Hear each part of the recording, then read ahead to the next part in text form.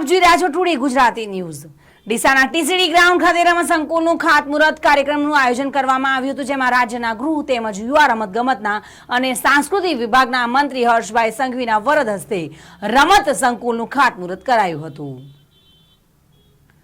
બનાસકાંઠાના ડીસા ખાતે વિવિધ સ્પોર્ટ્સ ડિપાર્ટમેન્ટના ગ્રાઉન્ડ એક સ્થળ પર ખેલાડીઓને મળી રહે તે હેતુથી આજે રોજ ડીસાના ટીસીડી ગ્રાઉન્ડ ખાતે રાજ્યના ગૃહ તેમજ યુવા રમતગમત અને સાંસ્કૃતિક વિભાગના મંત્રી હર્ષભાઈ સંઘવીના હસ્તે ખાતમુહૂર્ત કાર્યક્રમ યોજાયો હતો, જેમાં રૂપિયા 14.58 કરોડથી વધુના ખર્ચે આ સ્પોર્ટ્સ સંકુલ નિર્માણ પામશે। ડીસા તાલુકા કક્ષાનું રમતગમત સંકુલનો આજરોજ ખાતમુહૂર્ત કાર્યક્રમનું આયોજન કર્યું હતું। આ સ્પોર્ટ્સ સંકુલમાં ટેબલ ટેનિસ અને શૂટિંગ રેન્જ માટે હોલ, જિમ્નેશિયમ અને બેડમિન્ટન જેવી રમતો માટે અલાયદો મલ્ટીપર્પઝ હોલ તથા બાહ્ય રમતો જેવી કે કબડ્ડી, ખોખો, વોલીબોલ તથા બાસ્કેટબોલ માટે વિશેષ મેદાન બનાવવામાં આવશે। આજે આ ખાતમુહૂર્ત પ્રસંગે પ્રવીણભાઈ ધારાસભ્ય ડીસા, અનિકેતભાઈ ઠાકોર ધારાસભ્ય પાલનપુર, કીર્તિસિંહજી વાઘેલા બનાસકાંઠા ભાજપ પ્રમુખ, દિનેશભાઈ નાવાડિયા સંસદ સભ્ય માજી બનાસકાંઠા ભાજપ લોકસભાના ઉમેદવાર રેખાબેન ચૌધરી, સંગીતાબેન દવે નગરપાલિકા પ્રમુખ, ગોવાભાઈ દેસાઈ, માવજીભાઈ દેસાઈ ધારાસભ્ય બાદરસિંહ વાઘેલા, રમેશભાઈ દેલવાડિયા, સંજયભાઈ બ્રહ્મટ શહેર પ્રમુખ, શૈલેષભાઈ ઉપપ્રમુખ નગરપાલિકા, શશિકાંતભાઈ પંડ્યા પૂર્વ ધારાસભ્ય ડીસા, કાંતિ કચરિયા, પરબતભાઈ પટેલ સંસદ જેઓ બનાસકાંઠાના કલેક્ટર, જિલ્લા એસપી સહિત પોલીસ કર્મીઓ તથા વિવિધ વિભાગના અધિકારીઓ ખાસ પ્રસંગે હાજર રહ્યા હતા। ત્યારે મોટી જનમેદની સાથે આ કાર્યક્રમમાં લોકો ઉપસ્થિત રહ્યા હતા।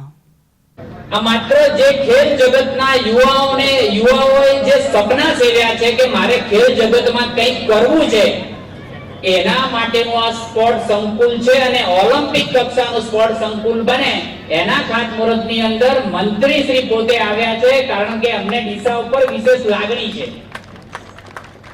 અમે જ્યારે આ તાલુકા કક્ષાના સ્પોર્ટ સંકુલ માટે મંત્રી સાહેબ જોડે ગયા તો કહેવાય કે ભાઈ સ્પોર્ટ સંકુલની મર્યાદા એ 4-5 કરોડની હોય છે। જ્યારે મેં સાહેબ જોડે વાત કરી તો સાહેબે કીધું પ્રવીણ ક્યાં કરવાનું છે? હું સાહેબ ડીસામાં કરવાનું છે। તો કે જેટલી રમતો આવતી હોય, જગ્યા અવેલેબલ હોય ને, તો જેટલી રમતો આવતી હોય પૈસાની કોઈ ચિંતા ના કરતા આપણા ગામનું કરવાનું છે। આજે 10 વર્ષમાં છેવાડે બેઠેલો વ્યક્તિ ગરીબના ઘર સુધી પાકો સીસી રોડ બન્યો છે, એ ગરીબના ઘર સુધી શુદ્ધ પીવાના પાણી નળ સે જલ યોજના દ્વારા એના ઘર સુધી પીવાનું શુદ્ધ પાણી પહોંચ્યું છે।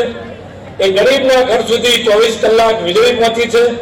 ઉજ્જવલા યોજના દ્વારા એના ઘરે મફત ગેસ કનેક્શન અને સગડી મળી છે।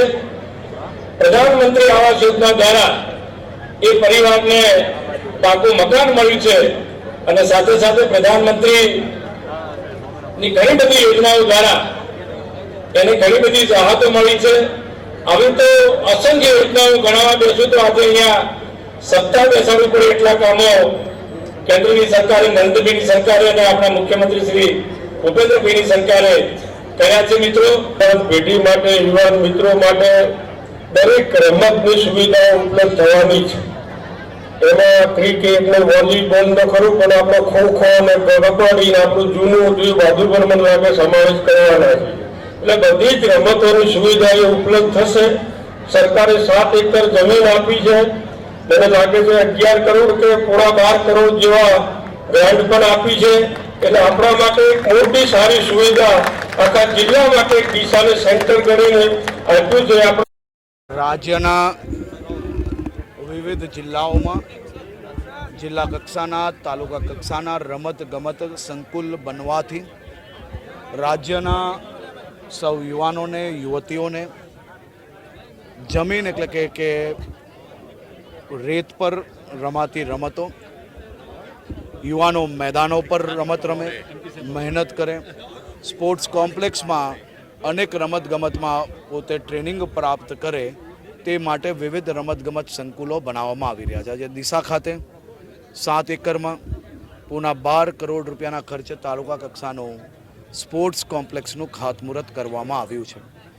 આ સ્પોર્ટ્સ કોમ્પ્લેક્સમાં વિવિધ રમતોની ટ્રેનિંગ મેળવી શકે, ઓલિમ્પિક કક્ષાની ટ્રેનિંગ મેળવી શકે તે માટેની વ્યવસ્થાઓ બી કરવામાં આવી છે।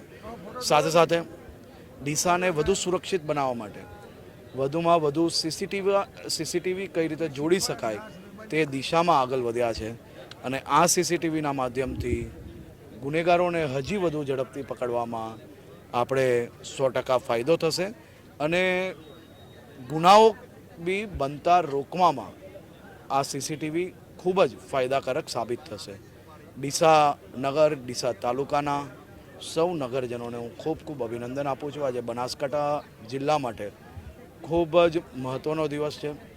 વહેલી સવારે ભારત પાકિસ્તાનની સરહદ પરથી દેશના ઇતિહાસમાં પહેલીવાર આવું બન્યું હશે કે ભારત પાકિસ્તાનની સરહદ પર સરહદોના ગામડાઓને વધુમાં વધુ વ્યવસ્થા મળે તે માટે સરહદ પરથી 100 જેટલી સરકારી બસોની શરૂઆત કરવામાં આવે અને આ સરકારી બસો થકી 20,000થી વધારે નાગરિકો દરરોજ આની સુવિધા લઈ શકે તે પ્રકારની વ્યવસ્થાઓ કરવામાં આવી. આભાર.